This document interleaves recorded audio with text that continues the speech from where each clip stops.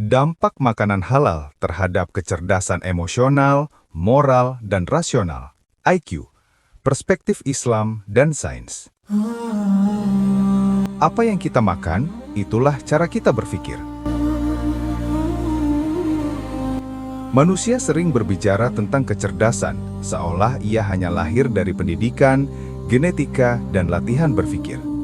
Kita menganggap bahwa IQ ditentukan oleh faktor keturunan, bahwa kecerdasan emosional dapat dilatih melalui kursus-kursus pengembangan diri, dan bahwa moralitas cukup diajarkan melalui ceramah dan nasihat.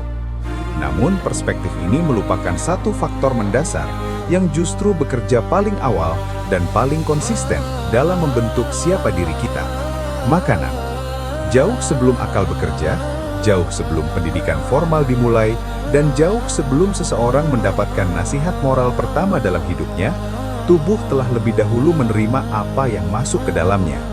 Setiap suapan yang kita konsumsi tidak hanya dicerna oleh lambung dan diserap oleh usus, tetapi menjadi bagian dari jaringan sel yang membentuk otak, menjadi bahan baku bagi neurokimia yang mengatur suasana hati, dan menjadi fondasi biologis bagi cara kita berpikir, merasa, dan bertindak.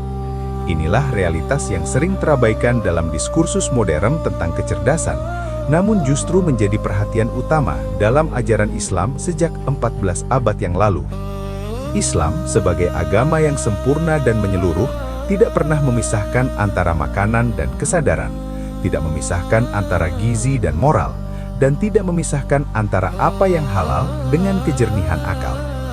Al-Quran secara tegas dan berulang kali memerintahkan manusia untuk memperhatikan apa yang mereka konsumsi, bukan sekedar sebagai pemenuhan kebutuhan biologis, tetapi sebagai bagian integral dari keimanan dan ketakwaan. Allah berfirman dalam surah Al-Baqarah ayat 168, "Ya ayyuhan nasu kulu mimma fil ardi halalan thayyiban, wala tattabi'u khutuwatis syaitan, innahu lakum aduwwum mubin." Artinya, wahai manusia, makanlah dari makanan yang halal dan baik yang terdapat di bumi, dan janganlah kamu mengikuti langkah-langkah syaitan. Sungguh, syaitan itu musuh yang nyata bagimu. Ayat ini menegaskan bahwa perintah untuk mengkonsumsi makanan halal dan baik ditempatkan dalam konteks perlawanan terhadap godaan syaitan. Ini memberikan isyarat kuat bahwa makanan memiliki dimensi spiritual dan moral, bahwa apa yang kita makan dapat menjadi sarana syaitan untuk mempengaruhi kita, atau justru menjadi benteng yang melindungi kita dari pengaruhnya. Dalam surah Al-Ma'idah ayat 88, Allah kembali menegaskan, "Wa kulu mimma razaqakumullahu halalan thayyiban, wattaqullaha alladzi antum bihi mu'minun." Artinya, dan makanlah dari apa yang telah diberikan Allah kepadamu sebagai rizki yang halal dan baik, dan bertakwalah kepada Allah yang kamu beriman kepadanya. Penggabungan antara perintah makan halal dan thayyib dengan perintah takwa menunjukkan bahwa konsumsi makanan bukanlah urusan duniawi semata, melainkan bagian dari implementasi keimanan itu sendiri. Makanan yang halal dan baik adalah manifestasi dari ketakwaan, dan ketakwaan pada gilirannya akan membuka pintu-pintu keberkahan, termasuk keberkahan dalam ilmu dan pemahaman, sebagaimana firman Allah dalam surah Al-Anfal ayat 29. "Ya ayyuhalladzina amanu in tattaqullaha yaj'al lakum furqanan wa yukaffir ankum sayyi'atikum wa yaghfir lakum wallahu dzul fadlil 'adzim." Artinya, wahai orang-orang yang beriman, jika kamu bertakwa kepada Allah, niscaya Dia akan memberikan furqan atau kemampuan membedakan yang hak dan batil kepadamu, dan menghapuskan segala kesalahanmu, serta mengampuni dosa-dosamu, dan Allah memiliki karunia yang besar. Furqan atau kemampuan membedakan antara yang hak dan batil adalah inti dari kecerdasan rasional dan moral. Ayat ini secara eksplisit menyatakan bahwa ketakwaan yang di dalamnya termasuk menjaga konsumsi dari yang halal akan dianugerahi dengan kemampuan membedakan yang benar dan salah, sebuah bentuk kecerdasan yang melampaui sekedar IQ teknis. Rasulullah Shallallahu Alaihi Wasallam juga memberikan peringatan yang sangat tegas tentang dampak makanan haram terhadap kondisi spiritual dan psikologis manusia. Dalam sebuah hadis yang diriwayatkan oleh Imam Muslim, beliau bersabda, Innallaha thayyibun la yaqbalu illa thayyiban wa innallaha amaral mu'minina bima amara bihir rasul faqala ya ayyuhar rusulu kulu minat thayyibati wa'malu sholihan wa qala ya ayyuhalladzina amanu kulu min thayyibati ma razaqnakum. Sesungguhnya Allah itu maha baik dan tidak menerima kecuali yang baik. Dan sesungguhnya Allah memerintahkan orang-orang beriman dengan apa yang diperintahkannya kepada para rasul. Maka dia berfirman, wahai para rasul, makanlah dari makanan-makanan yang baik dan kerjakanlah amal soleh.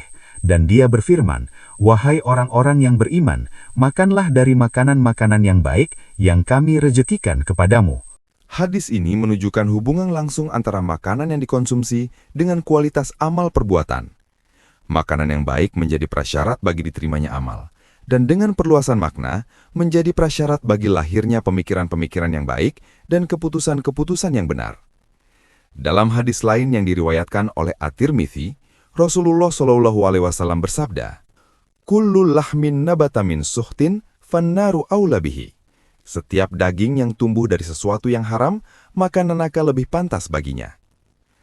Hadis ini memberikan isyarat ilmiah yang luar biasa, bahwa makanan haram tidak hanya berdampak pada dosa yang akan dihisap di akhirat, tetapi secara biologis, ia menjadi bahan bangunan bagi daging dan jaringan tubuh, termasuk jaringan otak.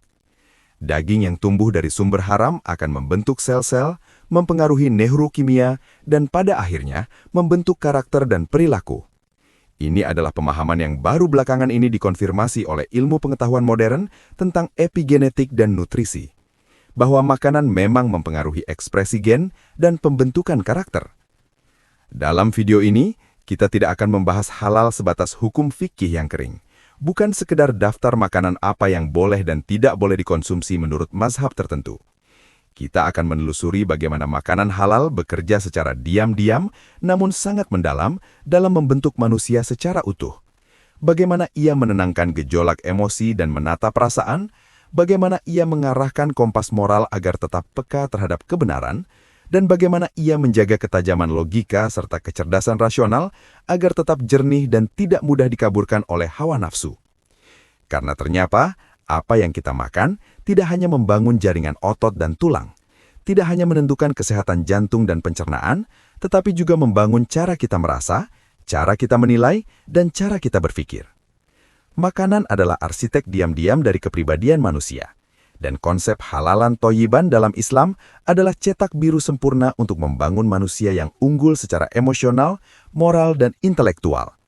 Sebagaimana firman Allah dalam surat An-Nahl ayat 114, Fakulu mimma razaqakumullahu halalan thayyiban washkuru ni'matallahi in kuntum iyyahu ta'budun. Setiap daging yang tumbuh dari sesuatu yang haram, maka neraka lebih pantas baginya. Maka makanlah yang halal lagi baik dari rizki yang telah diberikan Allah kepadamu, dan syukurilah nikmat Allah jika kamu hanya menyembah kepadanya. Ayat ini menegaskan bahwa konsumsi halal dan thayyib adalah bagian dari ibadah dan bentuk syukur kepada Allah. Ketika kita memilih makanan halal, kita sedang beribadah. Ketika kita menolak yang haram, kita sedang bersyukur. Dan dari ibadah dan syukur itulah, Allah membukakan pintu-pintu kebijaksanaan, mencerahkan akal, dan melapangkan hati untuk menerima cahaya ilmu.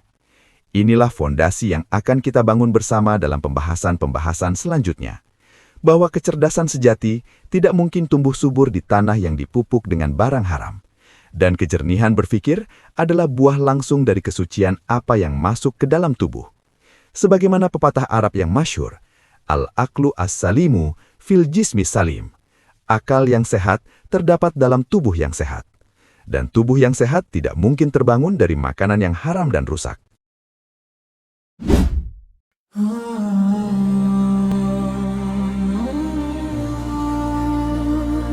Kecerdasan emosional sering dipahami sebagai kemampuan yang bisa dilatih melalui pendidikan karakter atau terapi psikologi semata.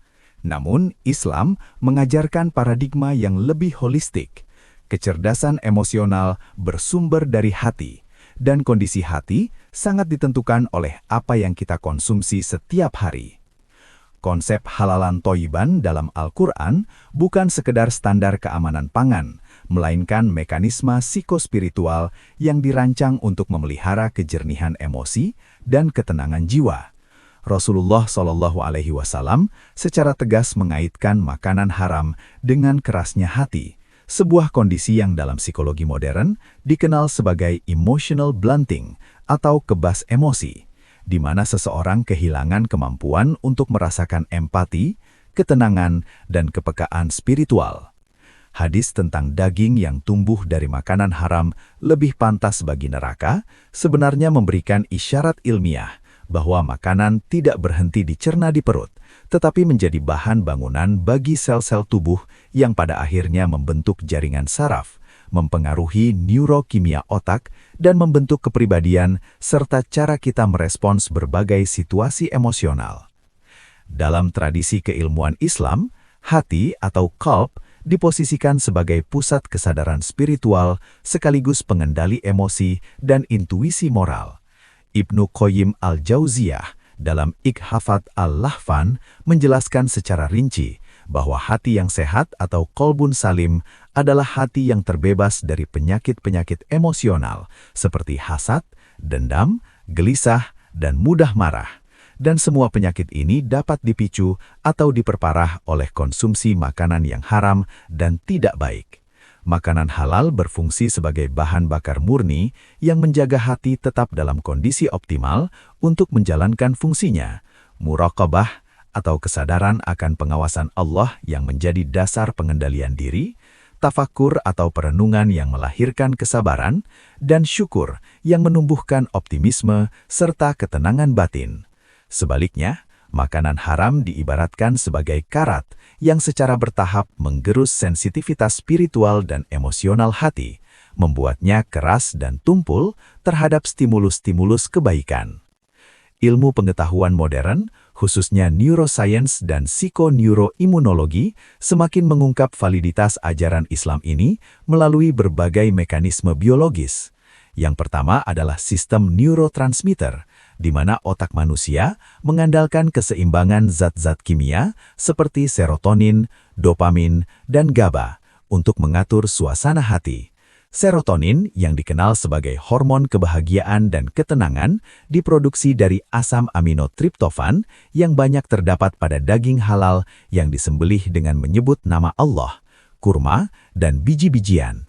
Proses penyembelihan Islam yang memastikan pengeluaran darah maksimal dari hewan ternyata memiliki keunggulan ilmiah karena mengurangi kadar hormon stres seperti kortisol dan adrenalin yang biasanya terakumulasi dalam darah hewan yang disembelih secara konvensional dalam kondisi ketakutan. Ketika hormon-hormon stres ini tidak dikonsumsi, produksi serotonin dalam tubuh manusia tidak terganggu, sehingga suasana hati lebih stabil. Dopamin sebagai hormon motivasi dan kesenangan juga bekerja lebih seimbang ketika kita mengkonsumsi makanan halal yang alami karena terhindar dari kandungan gula rafinasi berlebihan dan zat aditif sintetis yang dapat menyebabkan fluktuasi dopamin ekstrim yang menjadi penyebab kecanduan makanan dan perubahan suasana hati yang drastis atau mood swing. Sementara GABA, neurotransmitter penenang, produksinya didukung oleh makanan probiotik alami seperti yogurt halal dan sayuran hijau yang lebih terjamin kebersihannya dalam sistem pangan halal yang menghindari pestisida berlebihan. Mekanisme kedua adalah stres oksidatif dan peradangan sistemik yang dipicu oleh makanan haram. Makanan haram seringkali terkait dengan lemak trans dan lemak jenuh tinggi dari sumber yang tidak jelas atau proses pengolahan yang tidak sehat, yang memicu peradangan di seluruh tubuh termasuk otak. Peradangan otak atau neuroinflammation kini diketahui oleh para peneliti sebagai faktor penting dalam berbagai gangguan emosional seperti depresi, kecemasan kronis, dan iritabilitas. Selain itu, zat-zat kimia berbahaya seperti monosodium glutamat berlebihan, pengawet sintetis, atau residu hormon pertumbuhan pada hewan yang tidak disembelih secara benar menjadi stresor biologis yang mengaktifasi sistem saraf simpatetik, respons fight or flight, yang membuat tubuh terus-menerus dalam keadaan siaga, sehingga seseorang mudah cemas, panik, dan sulit mengendalikan amarah.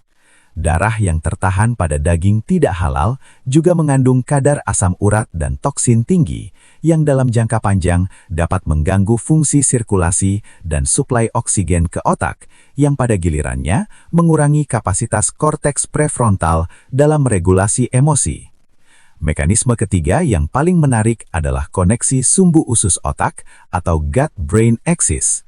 Penelitian terkini mengungkap bahwa usus benar-benar berfungsi sebagai otak kedua dengan jaringan sarafnya yang kompleks dan perannya dalam memproduksi neurotransmitter. Makanan halal yang toib umumnya mengandung serat alami dan probiotik yang mendukung pertumbuhan mikrobioma usus sehat. Mikrobioma yang seimbang ini bertanggung jawab memproduksi sekitar 90% serotonin dalam tubuh manusia. Sebaliknya, makanan haram yang mengandung bahan-bahan seperti alkohol, enzim babi, atau gelatin non-halal dalam pengolahannya dapat merusak lapisan usus dan menyebabkan kondisi yang disebut leaky gut atau usus bocor. Ketika usus bocor, partikel makanan yang tidak tercerna dan toksin dapat masuk ke aliran darah, memicu respons imun sistemik dan peradangan yang pada akhirnya berdampak pada gangguan emosional seperti depresi, kecemasan kronis, bahkan ADHD pada anak-anak. Para ulama salaf telah mempraktikkan kesadaran ini jauh sebelum ilmu pengetahuan modern menemukannya. Imam Sufyan Ats-Tsauri, seorang ulama besar dalam ilmu hadis dan fikih yang hidup di masa tekanan politik Bani Abbasiyah, pernah diundang oleh seorang gubernur untuk jamuan makan. Ketika hidangan dihidangkan, beliau tidak langsung makan, tetapi bertanya tentang sumber daging tersebut. Setelah mengetahui bahwa daging itu berasal dari hewan yang tidak disembelih sesuai syariat, atau dari uang yang diduga berasal dari pajak yang zolim, Imam Sufyan menolak untuk makan dengan alasan yang sangat dalam. Sesungguhnya, satu suap makanan haram dapat mengeraskan hati selama 40 hari. Perkataan ini menunjukkan kesadaran holistik beliau bahwa kekerasan hati bukan sekedar metafora spiritual, tetapi realitas psikologis yang bisa diukur dari gejala-gejalanya. Hati yang keras sulit merasakan ketenangan, sulit menangis karena takut kepada Allah, dan sulit berempati terhadap sesama. Penolakan Imam Sufyan adalah bentuk kebersihan emosional atau emotional hygiene, di mana dengan menjaga asupan, beliau menjaga akses kepada keadaan hati yang lembut, yang memungkinkannya lebih sabar menghadapi tekanan politik, lebih ikhlas dalam mengajar, dan lebih tulus dalam berinteraksi dengan murid-muridnya. Imam Al-Bukhari, penulis kitab Sahih Al-Bukhari yang menjadi rujukan utama umat Islam, juga dikenal sangat teliti tidak hanya dalam periwayatan hadis, tetapi juga dalam urusan makanan.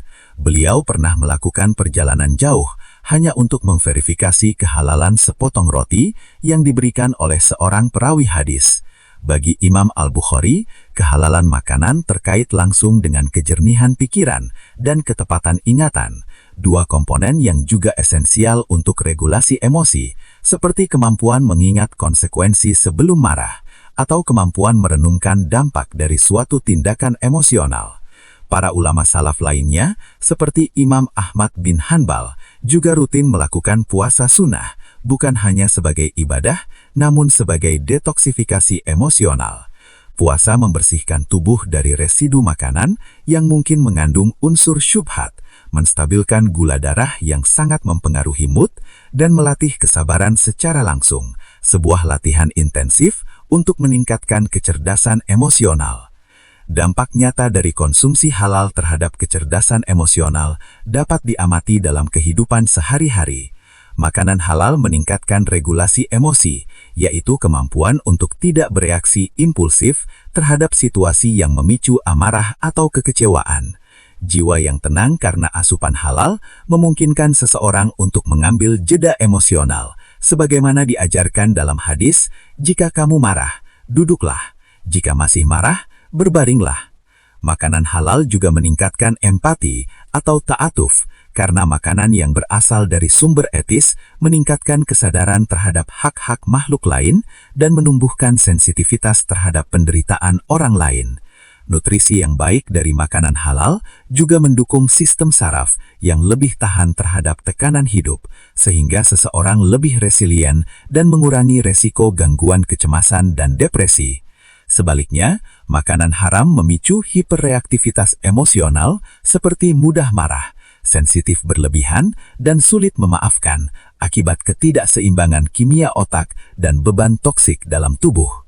Makanan haram juga menyebabkan emotional numbness atau kekerasan hati yang membuat seseorang tidak mudah tersentuh oleh penderitaan orang lain, tidak terharu oleh nasihat kebaikan, dan kehilangan motivasi spiritual. Gelisah eksistensial atau qalq, perasaan tidak tenang tanpa sebab jelas, yang dalam terminologi ulama disebut qalq as-sadr atau gelisahnya dada, juga sering dikaitkan dengan dosa dan asupan haram. Dalam konteks kontemporer, pemahaman ini memiliki aplikasi yang sangat luas. Para klinisi kesehatan mental mulai mengintegrasikan diet halal sebagai bagian dari terapi untuk gangguan mood, dengan membimbing pasien memilih protein halal yang kaya triptofan seperti daging kambing halal, ikan, dan telur organik, menghindari makanan yang mengandung gelatin non-halal atau alkohol yang sering tersembunyi dalam makanan olahan, serta mengonsumsi kurma dan madu sebagai pengganti gula rafinasi untuk stabilitas energi emosional. Dalam keluarga Muslim, momen makan dapat dijadikan laboratorium pelatihan kecerdasan emosional dengan cara orang tua menjelaskan asal-usul makanan dan mengaitkannya dengan rasa syukur dan tanggung jawab, serta melatih anak untuk menolak makanan syubhat sebagai bentuk self-regulation dan keteguhan prinsip. Tantangan modern seperti maraknya makanan olahan yang mengandung enzim atau perasa dari sumber haram menuntut peningkatan literasi label dan pemilihan sertifikasi halal yang kredibel. Stres lingkungan juga tetap menjadi tantangan meski makanan sudah halal. Namun, praktik zikir dan syukur pasca makan seperti doa sebelum dan sesudah makan berperan sebagai penyeimbang neurosains spiritual yang mengaktifkan sistem saraf parasimpatetik atau rest and digest yang membawa ketenangan.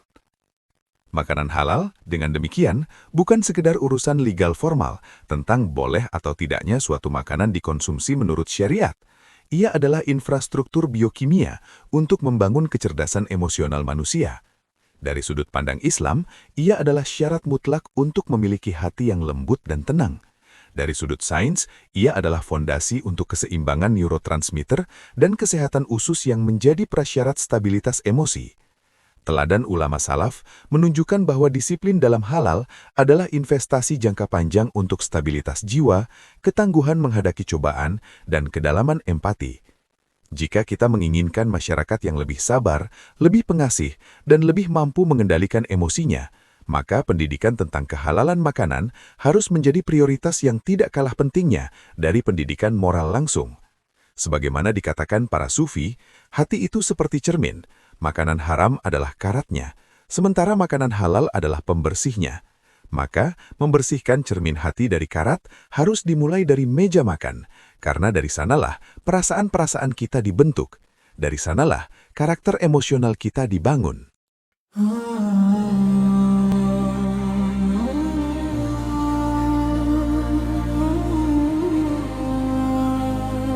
Kecerdasan moral sejatinya bukan sekedar kemampuan kognitif untuk membedakan mana yang baik dan mana yang buruk, melainkan kapasitas nurani yang hidup untuk memilih kebaikan meskipun dalam situasi yang sulit, dan menolak keburukan meskipun godaannya begitu menggiurkan.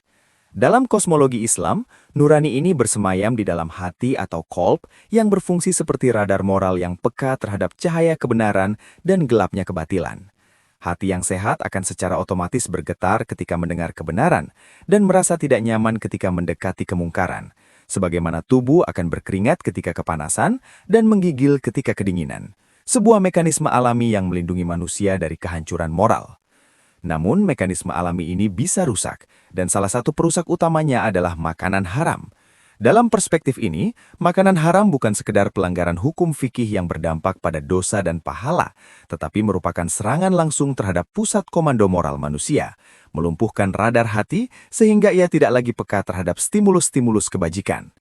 Hadis Nabi SAW yang menyatakan bahwa siapa yang makan makanan haram, maka amalnya tidak diterima selama 40 hari, menunjukkan dampak sistemik yang luar biasa. Konsumsi haram tidak hanya membatalkan pahala ibadah, tetapi melumpuhkan mekanisme penerimaan spiritual itu sendiri, membuat hati tumpul dan mati secara moral. Para ulama dalam tradisi keilmuan Islam telah lama membahas anatomi hati ini dengan sangat mendalam, membaginya menjadi 3 keadaan yang mencerminkan tingkat kesehatan moral seseorang. Yang pertama adalah kolbun salim atau hati yang selamat, yaitu hati yang peka, mudah tergerak oleh kebenaran, dan secara otomatis menolak kemungkaran, tanpa perlu berpikir panjang. Kondisi ideal yang ditopang oleh konsumsi halal dan ketakwaan yang konsisten. Yang kedua adalah kolbun mayit atau hati yang mati, yaitu hati yang sudah tidak lagi bereaksi terhadap nasihat atau peringatan, sebagaimana mayat yang tidak merasakan apa-apa meskipun disiram air panas atau dipotong anggota tubuhnya. Kondisi mengerikan yang menurut Ibnu Qayyim al-Jauziyah, penyebab utamanya adalah banyaknya dosa dan memakan yang haram. Yang ketiga adalah kolbun marid atau hati yang sakit, yaitu hati yang berada dalam kondisi tarik ulur antara iman dan maksiat, kadang peka terhadap kebenaran, kadang justru condong kepada kebatilan, dan makanan syubhat atau yang meragukan adalah pemicu utama kondisi ini. Imam Al-Ghazali dalam kitabnya Kimia As-Sa'adah menjelaskan dengan analogi yang sangat gamblang bahwa setiap makanan haram yang masuk ke tubuh meninggalkan noda hitam atau daknun aswad di hati. Dan noda-noda ini terus menumpuk seiring waktu hingga akhirnya membentuk lapisan tebal yang menghalangi cahaya ilmu dan kebijaksanaan untuk masuk. Ketika cahaya sudah terhalang, seseorang akan sulit membedakan halal dan haram dalam tindakan-tindakan yang lebih kompleks, seperti dalam transaksi bisnis, hubungan sosial, atau bahkan dalam menilai dirinya sendiri. Dan disinilah kecerdasan moral mulai runtuh secara perlahan tanpa disadari. Ilmu pengetahuan modern, khususnya cabang neuroscience yang mempelajari moralitas atau neuroscience of morality, semakin mengungkap validitas ajaran Islam ini melalui berbagai mekanisme biologis yang dapat diamati dan diukur. Yang paling signifikan adalah peran prefrontal cortex atau PFC, khususnya bagian ventromedial prefrontal cortex atau VMPFC, yang merupakan pusat pengambilan keputusan moral di otak manusia. Area otak ini bertanggung jawab memproses rasa empati, penyesalan, dan pertimbangan konsekuensi jangka panjang dari setiap tindakan. Kualitas-kualitas yang esensial untuk berperilaku moral. Namun, area ini sangat rentan terhadap kerusakan oksidatif dan gangguan suplai nutrisi, dan makanan haram menjadi salah satu sumber gangguan terbesar. Hewan yang disembelih tanpa menyebut nama Allah atau dalam keadaan stres ekstrim, seperti dalam praktik penyembelihan industri modern tanpa proses penjinakan yang layak, memproduksi hormon-hormon stres seperti kortisol, adrenalin, dan noradrenalin dalam jumlah yang sangat tinggi. Ketika daging hewan yang penuh hormon stres ini dikonsumsi, hormon-hormon tersebut tidak serta-merta hancur dalam pencernaan, tetapi sebagian dapat melintasi sawar darah otak atau blood-brain barrier dan masuk ke dalam jaringan otak, mengganggu keseimbangan neurokimia di area prefrontal cortex yang mengatur moralitas. Akibatnya, kemampuan seseorang untuk merasa bersalah ketika melakukan kesalahan berkurang, kemampuan untuk mentimbangkan dampak moral dari suatu tindakan melemah, dan keputusan-keputusan yang diambil menjadi lebih impulsif dan kurang etis. Selain residu hormon stres, daging tidak halal juga sering mengandung asam arakidonat dalam kadar berlebihan, terutama pada bagian-bagian yang berlemak tinggi. Asam lemak ini ketika dikonsumsi secara berlebihan dapat memicu peradangan saraf atau neuroinflammation yang mengganggu konektivitas antara prefrontal cortex dengan sistem limbik, pusat emosi di otak. Ketika koneksi ini terganggu, pertimbangan moral yang seharusnya melibatkan rasa empati dan kasih sayang menjadi terputus, dan keputusan yang diambil menjadi dingin, kalkulatif, dan seringkali egois. Sistem neurotransmitter juga memainkan peran penting dalam perilaku moral.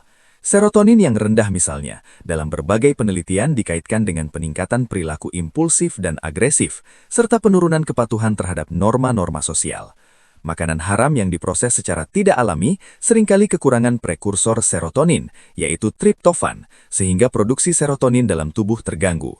Sementara itu, disregulasi dopamin yang disebabkan oleh makanan haram yang tinggi gula, lemak jahat, atau zat adiktif menciptakan pola hadiah instan di otak, di mana seseorang selalu mencari kepuasan sesaat dan kehilangan kemampuan untuk menunda gratifikasi. Padahal kemampuan menunda gratifikasi ini adalah kunci dari integritas moral, karena orang bermoral adalah mereka yang bisa menolak keuntungan sesaat demi prinsip jangka panjang. Penelitian terbaru tentang mikrobioma usus juga membuka perspektif baru yang menarik tentang hubungan makanan dan moralitas. Bakteri baik dalam usus memproduksi berbagai metabolit yang mempengaruhi fungsi otak dan perilaku, termasuk perilaku moral. Butirat misalnya adalah asam lemak cantai pendek yang diproduksi oleh bakteri baik dari serat makanan halal seperti sayuran dan buah-buahan. Butirat ini meningkatkan fungsi sawar darah otak dan mengurangi peradangan di seluruh tubuh, termasuk otak, sehingga mendukung pertimbangan moral yang tenang dan jernih. Sebaliknya, makanan haram yang merusak biasanya memicu pertumbuhan berlebihan bakteri jahat yang memproduksi lipopolysaccharides atau LPS, yaitu toksin yang dapat bocor ke aliran darah ketika lapisan usus rusak atau dalam kondisi leaky gut. LPS ini memicu respons imun yang sistemik dan pada akhirnya mengurangi aktivitas di korteks prefrontal, sehingga seseorang menjadi lebih egois, kurang kooperatif, dan kurang peduli terhadap orang lain, sebuah kondisi yang dalam bahasa agama disebut sebagai hati yang keras dan mati. Para ulama salaf telah mempraktikkan kesadaran ini dalam kehidupan sehari-hari mereka dengan cara yang sangat mengagumkan, menjadikan kehati-hatian dalam makanan sebagai bagian integral dari perjuangan moral mereka. Imam Ahmad bin Hambal misalnya pernah menolak sepotong roti yang diberikan oleh tetangganya karena curiga roti tersebut mengandung bahan yang tidak halal atau berasal dari sumber yang syubhat. Ucapan beliau yang sangat terkenal, "Aku tidak ingin ada sesuap pun dari yang syubhat masuk ke dalam tubuhku, karena ia akan menggelapkan hatiku," menunjukkan pemahaman yang sangat mendalam bahwa kegelapan hati adalah disabilitas moral, sebuah kondisi di mana hati kehilangan kemampuannya untuk melihat kebenaran dengan jernih. Konteksnya menjadi lebih bermakna ketika kita memahami bahwa Imam Ahmad hidup di masa mihnah atau ujian besar, di mana penguasa Abbasiyah saat itu memaksakan paham bahwa Al-Quran adalah makhluk, dan para ulama yang tidak sependapat ditekan, dipenjara, dan disiksa. Dalam situasi petakanan politik yang luar biasa ini, menolak makanan syubhat adalah bagian dari konsistensi moral total, sebuah perlawanan terhadap segala bentuk kompromi dengan kebatilan. Dalam riwayat lain, beliau bahkan berkata, "Jika ada sesuap makanan haram di perutku, aku khawatir pohon-pohon di jalanan akan bersaksi atas dosaku di hari kiamat." Sebuah ungkapan yang menunjukkan betapa beliau memahami bahwa makanan haram bukan hanya urusan pribadi, tetapi memiliki konsekuensi kosmik yang melibatkan seluruh alam semesta sebagai saksi. Umar bin Abdul Aziz, khalifah yang dikenal sebagai pemimpin yang sangat memperhatikan moralitas dan keadilan, tidak hanya menjaga makanan pribadinya, tetapi juga menciptakan sistem politik pangan yang bermoral. Beliau mengeluarkan kebijakan yang melarang para pejabat dan pegawai negara menerima hadiah apapun dari rakyat, karena hadiah dalam konteks hubungan penguasa rakyat berpotensi menjadi suap yang haram. Beliau juga memastikan bahwa hewan-hewan kurban yang digunakan untuk kebutuhan negara disembelih dengan sempurna, menyebut nama Allah, dan didistribusikan secara adil kepada seluruh lapisan masyarakat.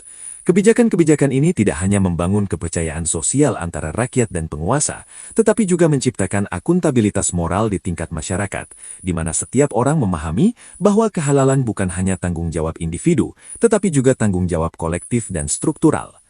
Fatimah binti Abdul Aziz, istri Umar bin Abdul Aziz yang juga berasal dari keluarga Nobalin, menunjukkan keteguhan moral yang luar biasa dengan menolak memakai pakaian-pakaian mewah yang berasal dari Baitul Mal meskipun statusnya sebagai istri khalifah, karena ia menyadari bahwa status kepemilikan pakaian-pakaian itu syubhat. Sikap ini menunjukkan bahwa kecerdasan moral dalam halal adalah kesadaran struktural, yaitu pemahaman bahwa kehalalan bukan hanya pada zat makanan atau benda itu sendiri, tetapi juga pada proses ekonomi dan sosial di baliknya, termasuk bagaimana barang itu diperoleh, siapa yang memproduksinya, dan apakah ada kezaliman dalam rantai distribusinya. Dampak nyata dari konsumsi halal terhadap kecerdasan moral dapat diamati dalam berbagai manifestasi perilaku sehari-hari.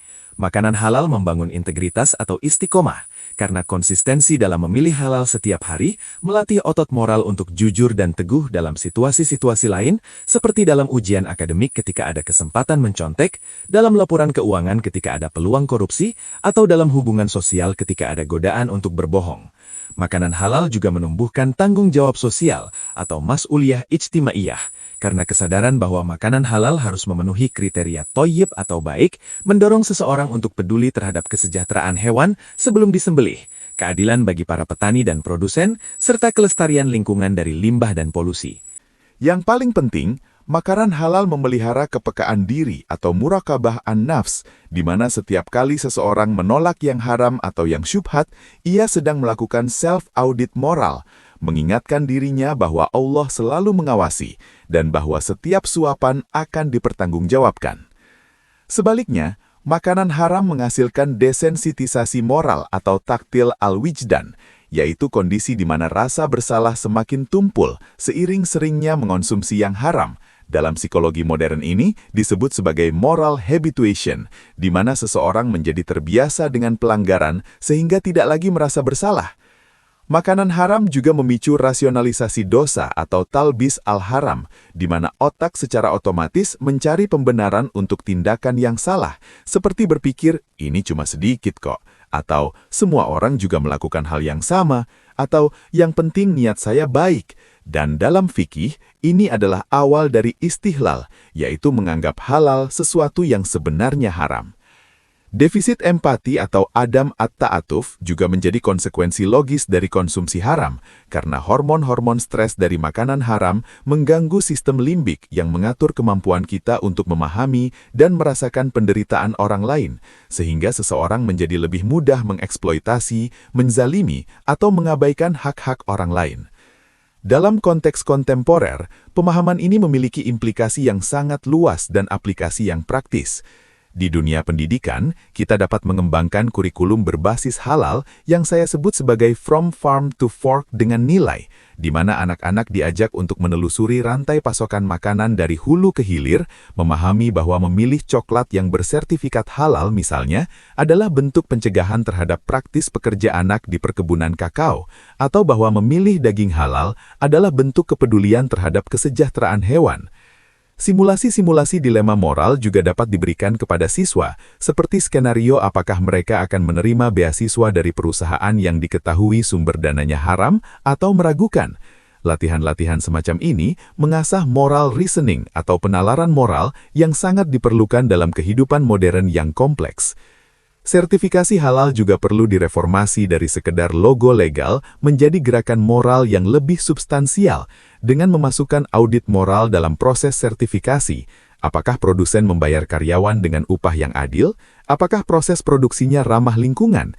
Apakah ada eksploitasi dalam rantai pasokannya? Teknologi blockchain dapat digunakan untuk menciptakan transparansi rantai pasok yang memungkinkan konsumen melacak asal-usul produk hingga ke sumbernya, membangun moral transparency yang selama ini hilang dalam sistem pangan industri modern. Dalam bidang terapi dan rehabilitasi, intervensi nutrisi moral mulai menunjukkan hasil yang menjanjikan. Penelitian awal menunjukkan bahwa narapidana yang diberi diet halal thoyyib dengan rendah gula, tinggi omega-3, dan kaya probiotik menunjukkan penurunan perilaku agresif dan peningkatan empati yang signifikan. Dalam rehabilitasi kecanduan, mengganti zat-zat adiktif dengan makanan halal bergizi membantu memulihkan fungsi prefrontal cortex yang rusak akibat penyalahgunaan narkoba atau alkohol, sehingga kemampuan pengambilan keputusan etis dapat pulih kembali. Makanan halal, dengan demikian, adalah pelatih moral paling konsisten dalam kehidupan seorang Muslim. Setiap kali kita memilih makanan halal, kita sebenarnya sedang melakukan latihan mikro dalam 3 dimensi moral sekaligus. Pertama, kejujuran, karena memilih halal berarti jujur pada diri sendiri dan pada Allah bahwa kita hanya akan memasukkan yang baik-baik ke dalam tubuh. Kedua, keadilan, karena memastikan tidak ada pihak yang terzalimi dalam rantai makanan, baik itu hewan yang disembelih, petani yang menanam, atau pekerja yang mengolah. Dan ketiga, disiplin diri, karena memilih halal berarti mengalahkan nafsu sesaat yang tergoda oleh makanan haram yang mungkin lebih murah, lebih mudah, atau lebih lezat secara instan. Dari perspektif sains, setiap pilihan halal mendukung fungsi otak moral yang optimal melalui keseimbangan neurotransmitter, kesehatan mikrobioma, dan perlindungan prefrontal cortex dari peradangan dan toksin. Dari perspektif Islam, setiap pilihan halal adalah pemeliharaan nurani yang hidup, menjaga hati tetap peka terhadap cahaya kebenaran dan waspada terhadap gelapnya kebatilan. Maka tidaklah berlebihan jika dikatakan bahwa peradaban yang bermoral dimulai dari dapur yang halal, karena di sanalah nilai-nilai diinternalisasi bukan melalui kata-kata besar atau ceramah-ceramah panjang, tetapi melalui pilihan-pilihan sehari-hari yang konkret, sederhana, namun memiliki dampak kumulatif yang luar biasa terhadap karakter dan kepribadian. Sebagaimana kata seorang bijak, tunjukkan apa yang kamu makan, dan aku akan tahu siapa kamu yang sebenarnya.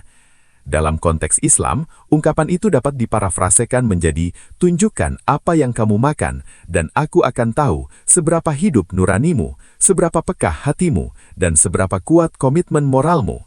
Karena pada akhirnya, moralitas sejati tidak diukur dari seberapa banyak kita berbicara tentang kebaikan, tetapi dari seberapa konsisten kita mempraktikkan kebaikan dalam pilihan-pilihan paling dasar sekalipun, termasuk pilihan tentang apa yang kita masukkan ke dalam mulut dan perut kita setiap hari.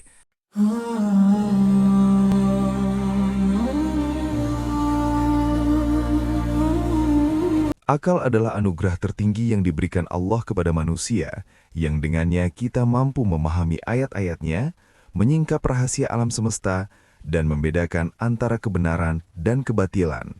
Islam menempatkan akal pada posisi yang begitu mulia, sehingga banyak ayat Al-Quran yang mendorong manusia untuk menggunakan akalnya, merenungkan ciptaan Allah, dan mengambil pelajaran dari sejarah. Namun demikian, akal bukanlah entitas abstrak yang berdiri sendiri, melainkan entitas yang sangat bergantung pada kondisi fisik dan biologis tubuh yang menjadi wadahnya. Para ulama salaf telah lama memahami hubungan erat antara apa yang masuk ke dalam tubuh dengan kualitas pemikiran yang keluar dari akal. Imam Al-Ghazali dalam berbagai karyanya menegaskan bahwa ilmu adalah cahaya yang Allah pancarkan ke dalam hati, dan cahaya ini sulit menetap dalam hati yang gelap.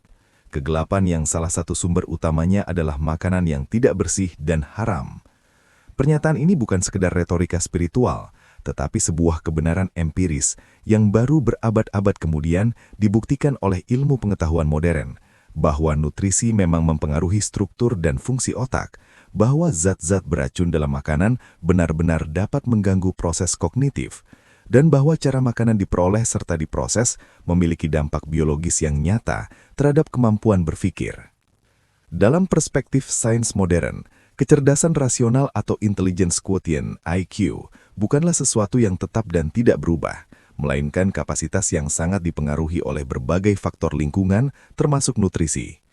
Fungsi-fungsi kognitif seperti fokus dan konsentrasi, daya ingat jangka pendek maupun jangka panjang, kecepatan pemrosesan informasi, serta kemampuan analitis dan pemecahan masalah, semuanya bergantung pada kondisi optimal jaringan otak dan sistem saraf. Otak manusia, meskipun hanya menyumbang sekitar 2% dari berat tubuh, mengkonsumsi sekitar 20% dari total energi dan oksigen yang kita hirup. Ia adalah organ yang sangat aktif secara metabolik dan sangat rentan terhadap kekurangan nutrisi maupun paparan zat-zat beracun. Makanan halal yang memenuhi kriteria thayyib, yaitu baik, bersih, seimbang, dan tidak merusak, menyediakan bahan bakar berkualitas tinggi bagi otak untuk bekerja secara optimal. Protein halal menyediakan asam-asam amino esensial yang diperlukan untuk membangun neurotransmitter. Lemak sehat dari sumber-sumber yang diizinkan menyediakan bahan baku untuk selubung mielin yang mempercepat hantaran sinyal saraf. Vitamin dan mineral dari sayuran dan buah-buahan yang thayyib berperan sebagai kofaktor dalam berbagai reaksi biokimia di otak, dan karbohidrat kompleks dari sumber-sumber yang baik menyediakan glukosa sebagai bahan utama otak, dengan pelepasan yang stabil, tidak menyebabkan lonjakan dan penurunan drastis yang mengganggu konsentrasi. Sebaliknya, konsumsi makanan haram yang asal-usulnya rusak, penuh dengan zat aditif berbahaya, atau diperoleh dengan cara yang tidak etis, terbukti secara ilmiah menurunkan kejernihan berpikir dan meningkatkan impulsivitas. Daging dari hewan yang tidak disembelih dengan benar, misalnya, tidak hanya mengandung residu hormon stres yang mengganggu keseimbangan neurokimia otak, tetapi juga seringkali mengandung berbagai patogen dan toksin karena proses pembusukan yang dimulai lebih cepat ketika darah tidak dikeluarkan secara sempurna. Darah yang tertahan dalam daging menjadi medium pertumbuhan bakteri yang ideal, dan beberapa bakteri ini menghasilkan toksin yang dapat mempengaruhi sistem saraf. Makanan yang mengandung alkohol meskipun dalam jumlah kecil sekalipun dapat merusak sel-sel otak dan mengganggu koneksi antar neuron. Lemak trans dari minyak yang dipanaskan berulang kali atau dari sumber-sumber yang tidak jelas dapat menggantikan lemak sehat dalam membran sel otak, mengubah fluiditas membran, dan mengganggu fungsi reseptor. Zat aditif seperti MSG dalam jumlah berlebihan dapat bersifat eksitoksin, yaitu merangsang sel-sel otak secara berlebihan hingga akhirnya mati. Pengawat dan pewarna sintetis tertentu telah dikaitkan dengan penurunan fungsi kognitif dan peningkatan hiperaktivitas pada anak-anak. Semua ini adalah bukti ilmiah bahwa apa yang kita makan secara langsung mempengaruhi bagaimana otak kita bekerja, dan bahwa standar halal dalam Islam sebenarnya adalah sistem perlindungan komprehensif yang menjaga akal dari berbagai ancaman biologis ini. Mekanisme paling signifikan yang menjelaskan hubungan antara makanan halal dan kecerdasan rasional adalah melalui perlindungan terhadap kesehatan pembuluh darah dan sirkulasi otak. Otak membutuhkan pasokan darah yang kaya oksigen dan nutrisi secara terus-menerus, dan kualitas pembuluh darah yang memasok otak sangat ditentukan oleh apa yang kita makan. Makanan halal yang toyib, dengan penekanannya pada keseimbangan dan kebersihan, cenderung melindungi pembuluh darah dari kerusakan. Sebaliknya, makanan haram yang seringkali tinggi lemak jenuh, kolesterol dan zat-zat oksidan dapat mempercepat proses aterosklerosis atau pengerasan pembuluh darah, termasuk pembuluh darah yang menuju ke otak. Ketika pembuluh darah menyempit atau mengeras, suplai oksigen ke otak berkurang, dan sel-sel otak mulai mati sedikit demi sedikit. Ini bukan hanya menyebabkan penurunan fungsi kognitif seperti daya ingat dan konsentrasi, tetapi dalam jangka panjang dapat meningkatkan risiko demensia dan penyakit neurodegeneratif lainnya. Proses penyembelihan Islam yang memastikan pengeluaran darah maksimal juga memiliki keuntungan biologis karena mengurangi kadar zat besi berlebihan dalam daging. Zat besi memang diperlukan tubuh, tetapi dalam jumlah berlebihan, ia bersifat pro-oksidan yang dapat memicu stres oksidatif dan kerusakan sel, termasuk sel-sel otak. Beberapa penelitian bahkan mengaitkan kadar zat besi yang tinggi dengan peningkatan risiko penyakit Alzheimer dan Parkinson. Kecerdasan rasional juga sangat bergantung pada kemampuan otak untuk mempertahankan plastisitasnya, yaitu kemampuan untuk membentuk koneksi-koneksi baru antar neuron dan untuk beradaptasi dengan pengalaman dan pembelajaran baru. Plastisitas otak ini didukung oleh berbagai faktor neurotrofik, terutama Brain-Derived Neurotrophic Factor atau BDNF, yang semacam pupuk bagi otak yang merangsang pertumbuhan dan kelangsungan hidup neuron. Produksi BDNF sangat dipengaruhi oleh nutrisi dan gaya hidup. Makanan halal yang kaya asam lemak omega-3 seperti ikan yang diizinkan telah terbukti meningkatkan kadar BDNF dan mendukung plastisitas otak. Sebaliknya, makanan haram yang tinggi lemak jenuh dan gula rafinasi justru menurunkan kadar BDNF dan menghambat plastisitas otak. Dalam konteks ini, menjaga kehalalan makanan berarti menjaga kemampuan otak untuk terus belajar, beradaptasi dan berkembang sepanjang hayat. Sebuah investasi jangka panjang untuk kecerdasan yang tidak ternilai harganya. Para ulama salaf telah mempraktikkan kesadaran ini jauh sebelum ilmu pengetahuan modern menemukan mekanismenya. Imam Syafi'i, salah seorang mujtahid besar yang dikenal dengan kecerdasan dan kebrilianan pemikirannya, pernah mengeluh kepada gurunya Imam Waqi tentang lemahnya hafalannya. Imam Waqi kemudian memberikan nasihat yang sangat terkenal, tinggalkanlah maksiat, karena ilmu adalah cahaya, dan cahaya Allah tidak diberikan kepada pelaku maksiat. Nasihat ini mengandung pemahaman yang mendalam bahwa maksiat, termasuk di dalamnya mengkonsumsi makanan haram, menciptakan penghalang antara hati dan cahaya ilmu. Imam Syafi'i sendiri kemudian dikenal sangat ketat dalam menjaga makanan dan minumannya, dan beliau juga dikenal memiliki hafalan yang luar biasa serta kedalaman pemahaman yang mengagumkan. Kisah ini menunjukkan bahwa para ulama salaf memahami hubungan langsung antara kebersihan spiritual yang dimulai dari makanan dengan kualitas intelektual yang mereka capai. Mereka tidak memisahkan antara kecerdasan intelektual dan kesucian batin, karena keduanya saling terkait erat. Imam Ahmad bin Hambal juga dikenal sangat hati-hati dalam masalah makanan, dan ketelitiannya ini tidak terlepas dari pemahamannya bahwa makanan mempengaruhi kualitas ibadah dan pemikiran. Dalam sebuah riwayat disebutkan bahwa Imam Ahmad lebih memilih untuk kelaparan harus memakan makanan yang datang dari sumber yang meragukan, karena beliau memahami bahwa makanan yang masuk ke dalam tubuh akan mempengaruhi seluruh aspek kehidupannya, termasuk kemampuannya untuk berfatwa dan mengajar. Murid-murid Imam Ahmad juga meneladani sikap ini, dan banyak di antaranya yang kemudian menjadi ulama besar dengan kecerdasan yang diakui. Yang menarik, dalam tradisi keilmuan Islam, seorang pencari ilmu dianjurkan untuk menjaga makanannya tidak hanya dari yang haram, tetapi juga dari yang berlebihan, karena makan terlalu kenyang dianggap dapat mengeraskan hati dan melemahkan daya pikir. Para ulama salaf biasanya makan sekedar untuk menegakkan tulang punggung, tidak sampai kekenyangan, karena mereka memahami bahwa pencernaan yang berat akan mengalihkan energi yang seharusnya digunakan untuk berpikir dan beribadah. Dari sisi sains modern, pemahaman ini sejalan dengan konsep yang dikenal sebagai cognitive load theory. Proses pencernaan makanan, terutama makanan berat dan sulit dicerna, membutuhkan energi yang tidak sedikit. Tubuh mengalihkan darah ke sistem pencernaan untuk menyerap nutrisi, dan akibatnya, suplai darah ke otak berkurang. Inilah mengapa setelah makan berat, orang cenderung mengantuk dan sulit konsentrasi. Makanan halal yang toyib, dengan penekanannya pada keseimbangan dan kebaikan, cenderung lebih mudah dicerna dan tidak membebani sistem pencernaan secara berlebihan, sehingga energi dapat dialokasikan secara lebih efisien untuk fungsi-fungsi kognitif. Sebaliknya, makanan haram yang seringkali tinggi gula rafinasi dan karbohidrat sederhana, menciptakan lonjakan gula darah yang cepat, diikuti dengan penurunan drastis, menciptakan fluktuasi energi yang mengganggu konsentrasi dan fokus.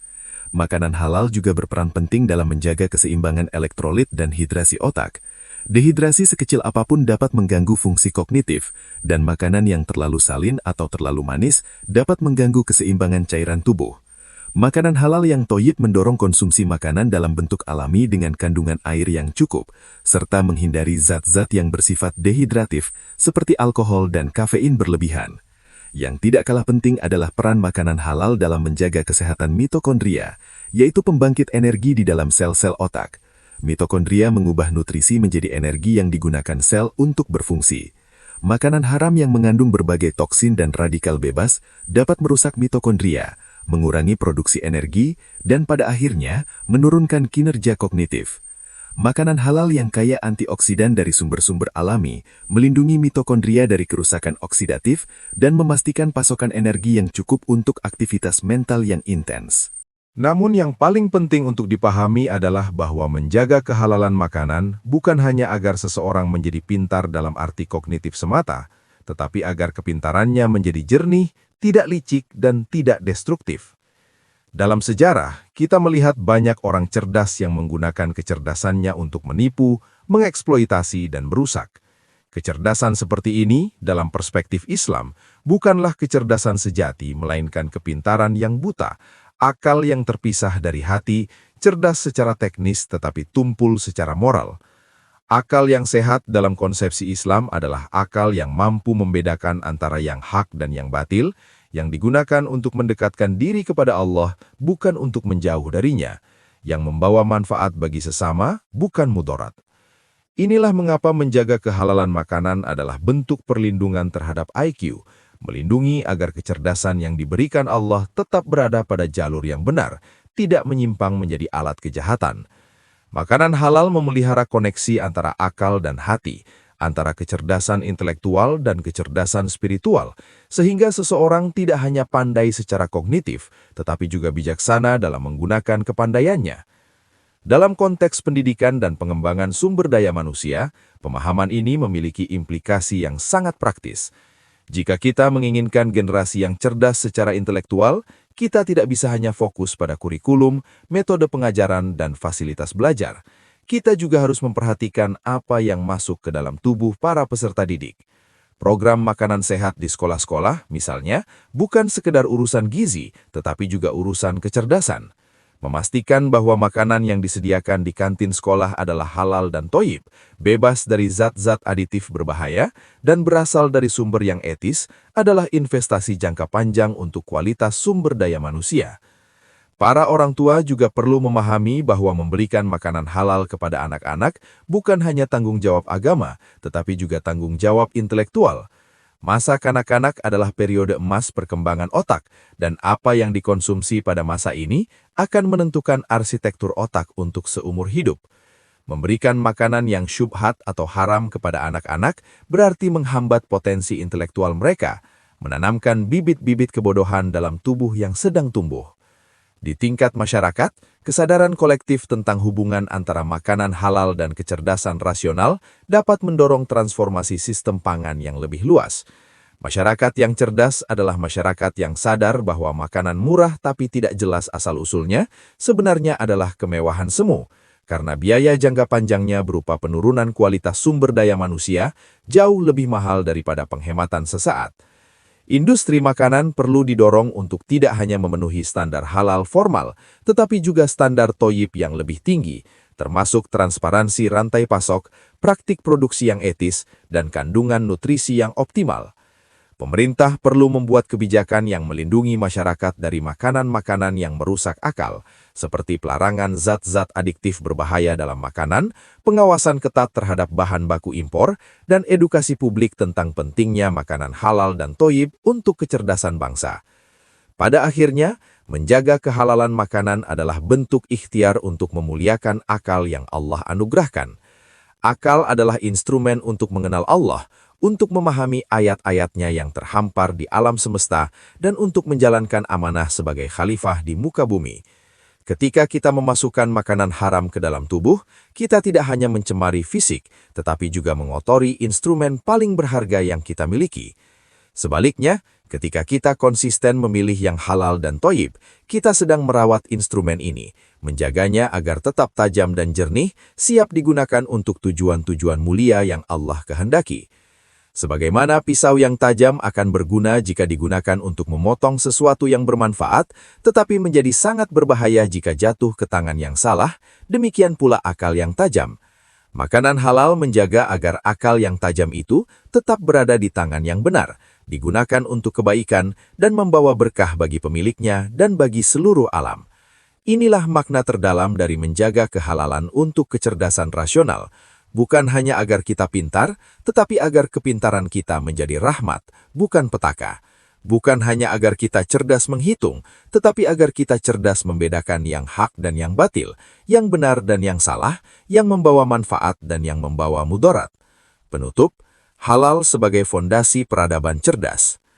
Ketika Islam memerintahkan manusia untuk makan yang halal lagi baik, sesungguhnya Allah sedang membangun manusia secara utuh, merawat emosinya agar tetap tenang, menjaga moralnya agar tetap peka, dan memelihara akalnya agar tetap jernih. Bukan kebetulan jika para ulama salaf lebih tegas menjaga makanan daripada menjaga ilmu mereka, karena mereka memahami bahwa ilmu tidak akan menetap dalam hati yang tumbuh dari barang haram. Bukan kebetulan pula jika sains modern kini membuktikan bahwa nutrisi menentukan neurokimia, bahwa kesehatan usus mempengaruhi kecerdasan, dan bahwa zat-zat beracun dalam makanan merusak fungsi otak yang paling mulia sekalipun. Makanan halal bukan hanya urusan fikih, tetapi fondasi peradaban. Generasi yang emosinya stabil tidak lahir dari terapi saja. Generasi yang moralnya hidup tidak cukup dibentuk dengan ceramah. Dan generasi yang akalnya cerdas tidak bisa dihasilkan hanya dengan kurikulum canggih. Semua itu bermula dari kesadaran paling dasar, apa yang masuk ke dalam tubuh setiap hari. Karena dari sanalah hati dibangun, dari sanalah karakter ditempa, dan dari sanalah masa depan peradaban ditentukan. Rasulullah SAW bersabda, sesungguhnya Allah tidak menerima doa dari hati yang lalai, dan hati yang lalai dalam bahasa ulama adalah hati yang tumbuh dari makanan haram. Maka menjaga halal bukan sekedar menghindari neraka, tetapi membuka pintu langit, pintu ketenangan, pintu kebijaksanaan, dan pintu cahaya yang menerangi jalan kehidupan. Maka mulailah dari piringmu, karena dari piring itulah peradabanmu dibangun. Wallahu a'lam bisawab.